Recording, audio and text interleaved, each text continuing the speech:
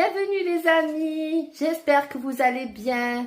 Aujourd'hui, une fois n'est pas coutume, je vais vous raconter une histoire vraie de féminicide qui a eu lieu à Marseille dans les années 70, dans un quartier d'accueil de migrants. Il y a eu plusieurs vagues d'immigrés, il y a eu les Italiens, il y a eu les Corses, il y a eu les Tunisiens, les Algériens, enfin voilà, toutes ces nationalités.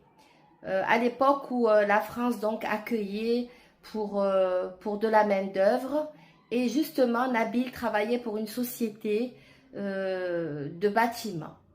Et Nabil avait laissé sa famille au pays. Sauf que il s'est dit que quand même, il avait besoin de sa femme et de ses enfants. Et il a tout fait, il a tout entrepris pour les faire venir. Il a pris donc un appartement dans ce quartier de Marseille. Et sa famille est venue, sauf que Naïma, sa femme, ne s'accoutumait pas à cette situation. Elle voulait revenir au pays.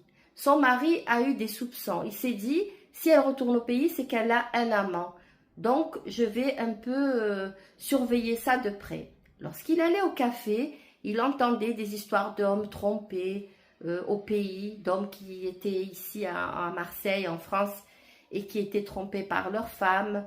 De certains qui ont eu, leur femme était tombée enceinte, mais qu'en fait, ça ne coïncidait pas avec leurs vacances là-bas quand ils allaient voir la famille. Tout ça a suffi à mettre Nabil à l'envers. Du coup, il a dit, je vais voir ça de près. Il a nourri une haine envers sa femme. Un matin, il envoie les enfants à l'école et il revient à la maison. Et ni plus ni moins, il prend une arme blanche et il égorge Naïma, la belle Naïma. Et il l'allonge dans le canapé, il la couvre et il appelle la police. Voilà comment s'est terminée cette histoire.